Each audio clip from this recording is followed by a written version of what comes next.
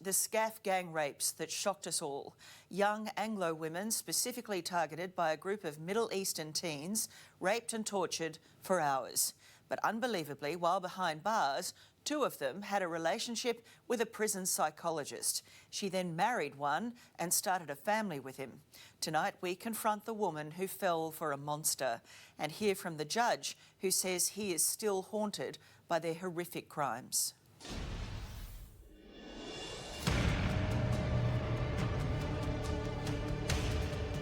I thought what they did was worse than murder. You've got to be joking, don't you? Well, it had all the hallmarks of a military exercise. Relationships with two of Australia's worst gang rapists. It's a gross abusive position. It's a terrible thing that somebody would have to live so long and feel shut in by what had happened all those years ago. I think they were evil. It was extraordinarily callous. I was very troubled by it.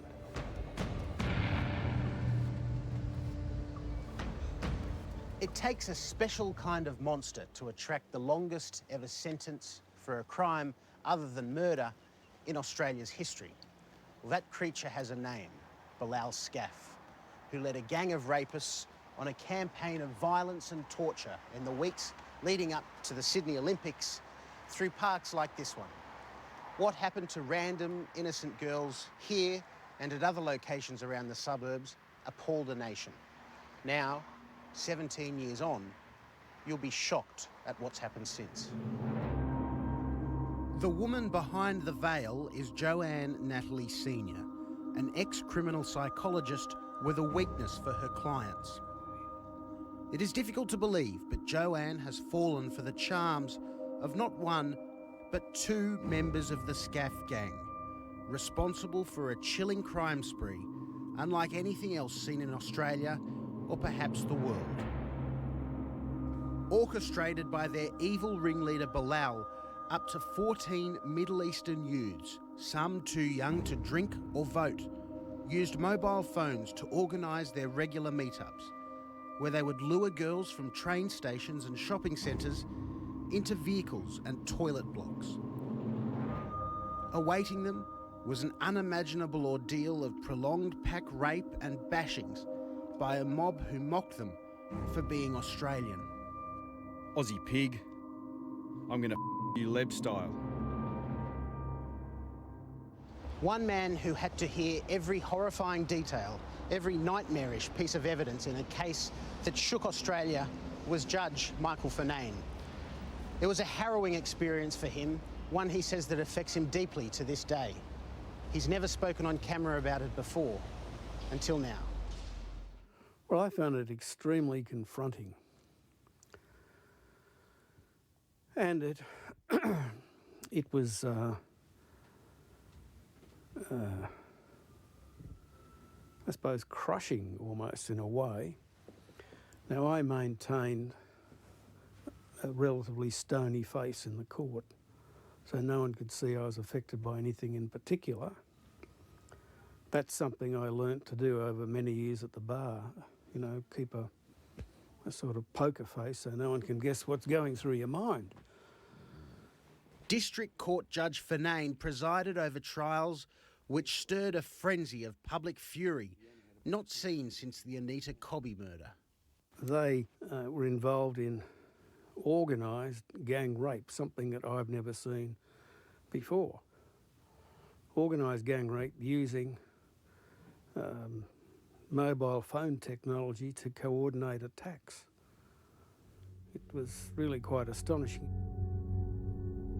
And each of those girls, in effect, has lost their life as a result of these attacks. That's the way I saw it. Particularly the girl in the third trial, I think. She was raped 44 times by 14 men in 4 hours. Now, I can't imagine she would have very much left after that. In handing down a historic sentence, Judge Fernane sent Bilal Skaf to jail for 55 years. He also threw the other members of the gang exactly where they belonged, behind bars.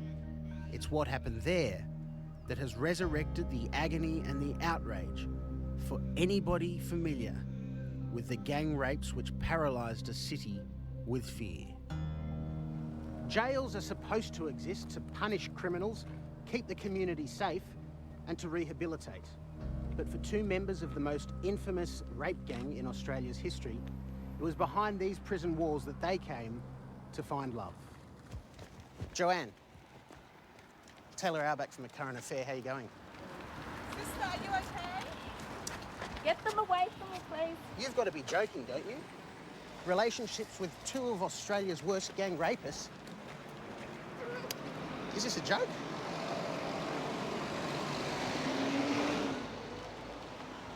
Do you think that's an appropriate way for a psychologist working at a prison to behave? Joanne Senior took a wage from the taxpayer to run sex offender programs as a prison psychologist. While she was supposed to be counselling the rapists, she had phone sex with one, took on his last name and converted to Islam. When she was tired of him, she moved on to another member of the gang, who is now on parole and living under the same roof. It's a gross abusive position.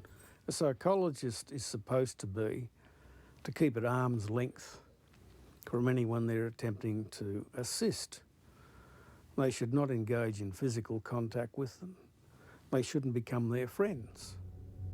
What she did went beyond what anybody could do, just ignored those rules and went into a personal relationship and then married a man. I mean, that's totally wrong.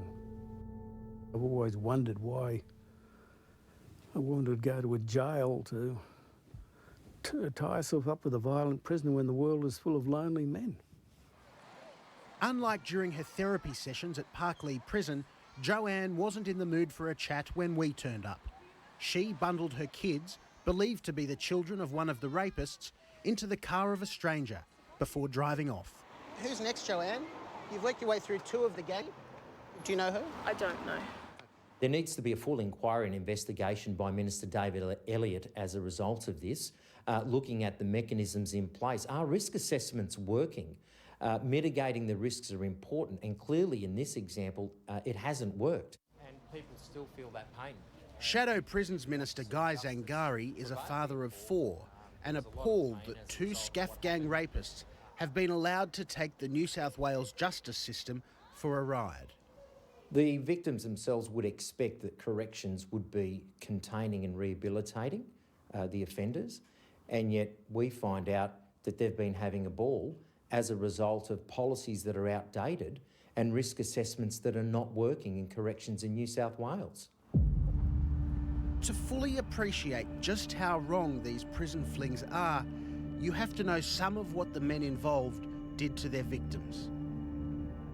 Sources close to the investigation have told A Current Affair that Bilal Skaf had returned feral after spending a year in Lebanon just prior to the rapes. With Bilal at the helm, the cowardly pack moved through Sydney looking for targets. On one occasion, they found two girls late night shopping in Chatswood. They lured them into a white van by offering them pot. Just imagine the fear and intimidation that crippled those poor girls as the men drove them across this bridge, hurling vile threats at them, hinting at the horror which lurked across Sydney Harbour. The first two girls, when they were raped out at Greenacre, not only were they raped, they were bashed, kicked, crash-tackled, robbed of their jewellery and watches and mobile phones, and then threatened. If either of you have got HIV or you've got VD, we'll come and get you. And neither of them did. But imagine if you have that sort of threat ringing in your ears, you'd never forget it. What do you think motivated that group to act like they did? Well, that is what has always puzzled me, because none of them would ever say what motivated them in doing anything. It's secret, I don't know. Why do they pick these particular girls? For Michael Finane, no other case in his life has affected him like the Skaf gang rape trials. The sheer terror of the evidence that he heard still haunts him. People, sometimes they walk into court and they see a judge and they go, oh, he's just sitting up there dozing away, nothing much.